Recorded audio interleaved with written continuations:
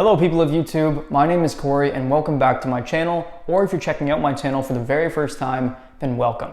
Now recently on Instagram and Twitter, I've stumbled across a lot of posts about people complaining about companies who keep changing their logos. These posts mainly started because earlier this year, Pringles decided to change their iconic logo for a more minimalistic design, which had a lot of people complaining about it and comparing it to other companies who have done the exact same thing. So in this video, I want to take a look at a bunch of different companies who have changed their iconic logos for a more oversimplified and minimalistic version. But before we do that, what is minimalism design? Well, Cambridge Dictionary defines it as a style of art that only uses the smallest range of materials and colors possible and only uses them in very simple shapes or forms. Now this is not necessarily a bad thing because company logos are supposed to be simple while also having an iconic name or design that makes them stand out from their competition. However, the question becomes, why would a company with an already established, beloved, and well-known logo decide to change up that logo for a more simplistic design? Well, it could be for a number of reasons. Like say a company is trying to update their brand to appeal to a younger demographic, they might decide to modernize their logo. A minimalism logo might also look better in ads or on a business card, or it's likely just a stunt by companies in order to get people talking about their brand. Now, companies updating their logos for a more minimalistic and oversimplified design is not always a bad thing. Take a look at the old eBay logo, for example. It's all messy and ugly, and with all the different letters on top of each other like that, it does not look visually appealing at all. Then in 2012, after 17 years of this old ugly logo, eBay decided to change it up and go for this more simplified design that, in my opinion, looks a lot better. But we're not here to talk about the good examples of minimalism design, we're here to talk about the bad examples. So let's begin with the Pringles logo that I briefly talked about earlier. Here's the original logo. It's been around for years, and although it's not the most well-known logo in the world, it is iconic. And here's the new logo off to the right. Immediately, you can tell that this is just a huge downgrade.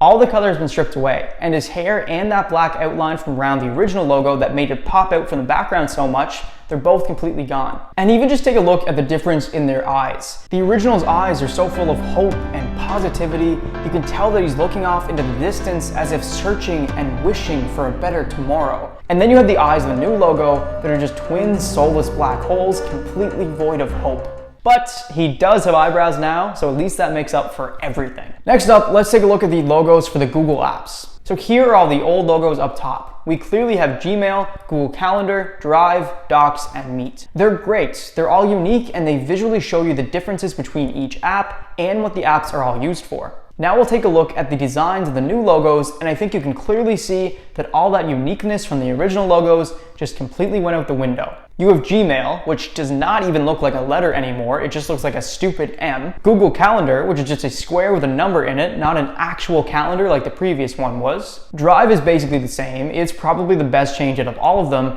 but I still prefer the original version better because I think the design of the three multicolored lines going on top of each other looks a lot better than this new one.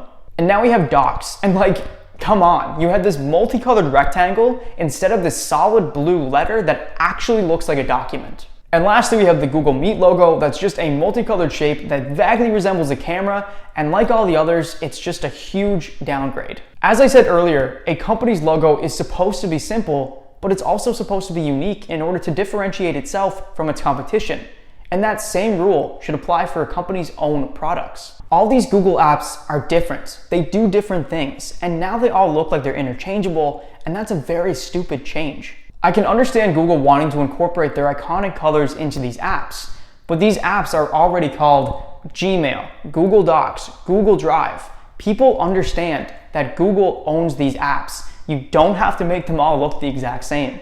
Alright, and while we're on the topic of Google, let's talk about a company whose web browser allows us to use Google, Firefox. Now here we have all the different Firefox logos over the years because they have changed quite a bit. Here's 2004, where there's an orange fox circling around the globe with some flames coming off its back and going along its tail. I love the design. I think it's super awesome. Now we move on to 2009, but not a lot has changed here. Some of the flames have come off the fox's back, and the pattern on the globe has also changed, but that's about it. Still a very decent logo. 2013, same logo, except the colors are a bit more muted. 2017, all the details are now gone, and it's just solid colors with a bit of purple coming through.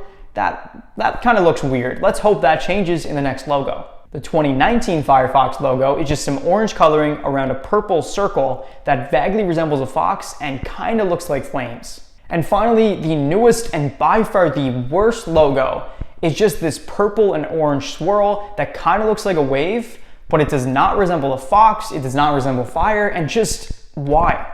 The OG logo is so much better. It was a perfect logo.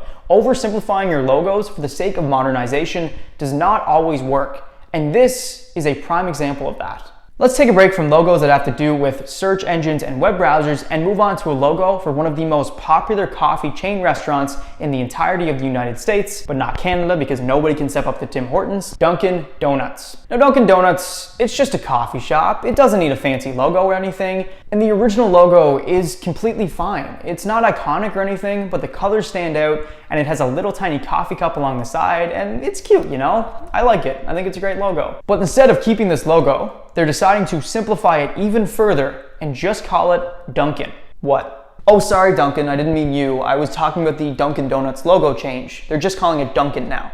But that's just my name. That's kind of stupid. Yeah, I know. I'm gonna address that. Okay.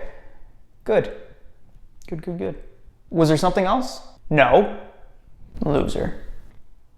So anyway, Dunkin Donuts decided to simplify their logo and just call it Dunkin.